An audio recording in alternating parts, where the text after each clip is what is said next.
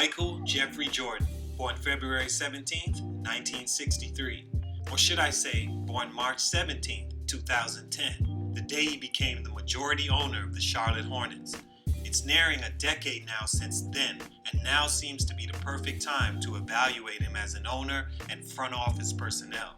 Here's 3 reasons why post-basketball Michael Jordan, specifically as the owner of the Charlotte Hornets, may go down as the most hyped, but turned out to be one of the worst ever. Kwame Brown status. When this idea was first brought to my attention, I immediately thought it was an amazing idea. Chris Johnke, salute homie. Today's feature, evaluating Michael Jordan as a GM/owner. It's your boy JC, Stunted Growth. Let's get this out the way right now. MJ, as I'll affectionately label him from here on out, was unquestionably the best basketball player the world has ever seen. I don't care who your favorite player is or how young you are and simply don't remember. I'm here to let you know this right now. No LeBron James, Kobe Bryant, Kareem, Oscar, Dr. J, Larry, Magic, Muggsy Bogues, Cameron Payne, Kevin Durant, Kawhi Leonard, or... Oh wait, did I just say Cameron Payne? Shit, I said it again. Anyway, no. No one is better than MJ was, and it's really not even close. The guy possessed everything you could possibly ask for in not just a basketball player, but an athlete altogether. But keeping it simply basketball, he was the perfect height for his position, even by today's standards. Athletic as anyone ever, still possessing the highest vertical leap at the pre-draft combine, could shoot, dribble, worked hard, had post-game, and most importantly, was as competitive as they come. A lot of people wonder why I don't like LeBron. It has nothing to do with his game. LeBron has proven he can do everything. The one thing he's not is competitive, in my eyes. LeBron is the kid in school that will only throw the first punch if all his boys are standing behind him and agree to jump the guy. A front runner who's most comfortable when he's the favorite, not MJ. He's gonna win no matter who or what is in his way, and I love that about him. A man's man. Today's game is just so smushed out to me. All these guys want to be passive-aggressively competitive, meaning they smile and laugh at you until you're comfortable, then they try to sneak you and win. MJ told you he was going to beat you and did it. I can speak all day on how great Jordan was and how much he affected me as a person and an athlete, but we're here to talk about why he's trash now. Not as a hooper, but as a GM and owner. Stunt number 1. What more do you want from me? Oh my God. Says the universe, you simply can't have it all in this game, man. Name me a top 10 or 20 or any great player that dominated the sport and then became just as successful in the front office. MJ was just too great of a hooper for the universe to allow him to dominate in the front office as well.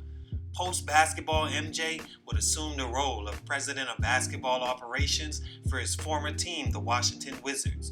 One of the first moves he made was to draft the aforementioned Kwame Brown with the Wizards' number 1 pick. We all know how that career turned out, but that would be just the beginning of MJ's trade, sign, or draft woes. In 2006, MJ became a minority owner of the Bobcats and was also given the title managing member of basketball operations. His first move there was to draft a lanky white guy that played at a relatively small school, had diabetes, and was as far as you can get from who MJ was as a player in Adam Morrison, who was arguably a bigger bust than Kwame was. And that is where the universe pushes your GM sliders when you're that good, all the way down.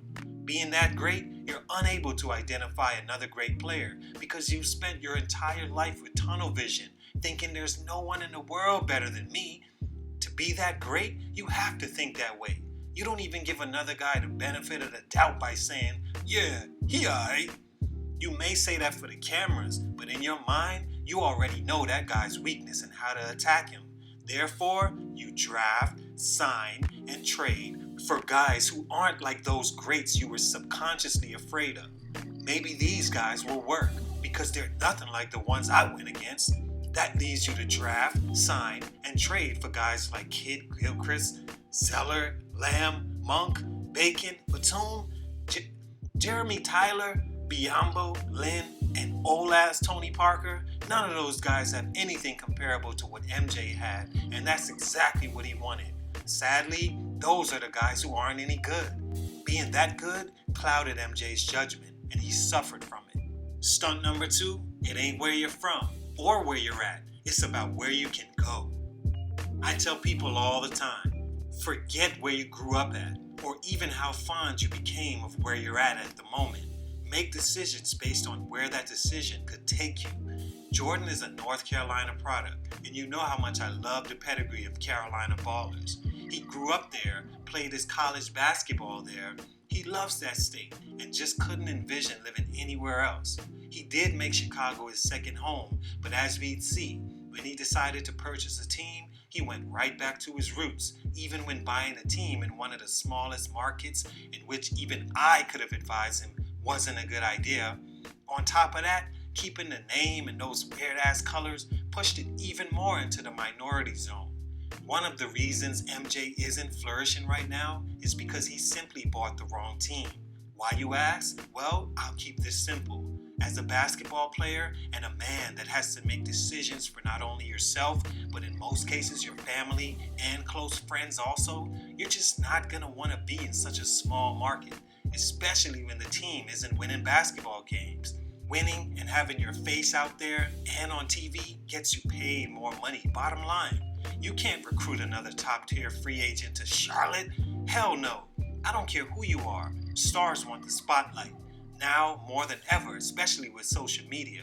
Buying the Hornets was simply a ticking time bomb that blew up in MJ's face, and he should have seen it coming. Did you know that since MJ became the owner of the team in 2010, the Hornets have only won 40 or more games twice? Twice in almost 10 years. Made the playoffs twice and only had one All-Star? That's insane. That team is in a bad position. And it's mainly because it's literally in a bad position, as in where it's located. They'll never be a contending team, and I can't put 100% of the blame on MJ because they're just not in the market for it. But this next one, you gotta hold all this, MJ. Stunt number 3, losing it all. Look, it's fine the team is losing more than winning. It's fine if the draft picks you continue to sign turn out to be complete trash under you. It's fine that you gave a balding white center with no hops, short arms, no jumper, or clear-cut basketball skills a 4-year, $56 million contract extension.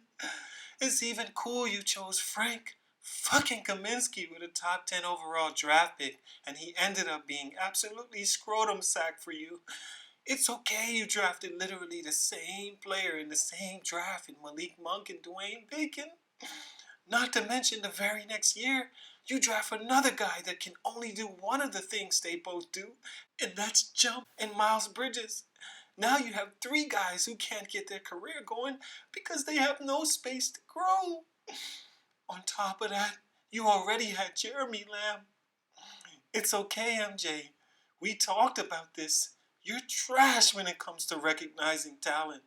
But what you can't do, Michael, I mean, under no circumstance, is lose the one player that turned out to be great for you.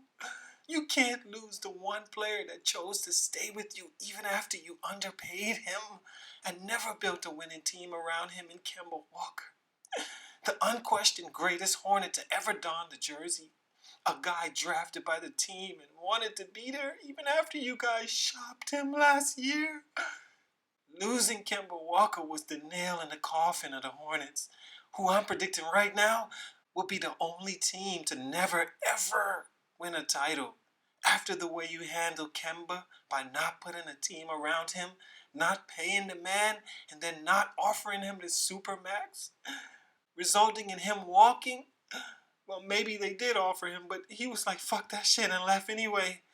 Will not go well for the foreseeable future. And MJ as an owner may have to grab the proverbial shotgun and blow his... Nah, man, I won't go there. But he'll have to sell that team at some point, man. At this point, it's just a disgrace. Who'd they draft this year with a lottery pick? PJ. PJ Washington, a 6'8" power forward. These guys are literally the worst, even worse than the Knicks. A lottery pick. I don't even need to see a game. PJ will be a bust. I'm telling you now. So don't ask for a feature on him because I ain't doing it. It ain't happening. I'm not sitting down researching this bum ass. Hell no. MJ, I loved you as a player, bruh. I even loved your overpriced reincarnated sneakers. But you trash as an owner, my guy. It's your boy JC Stunted Growth. About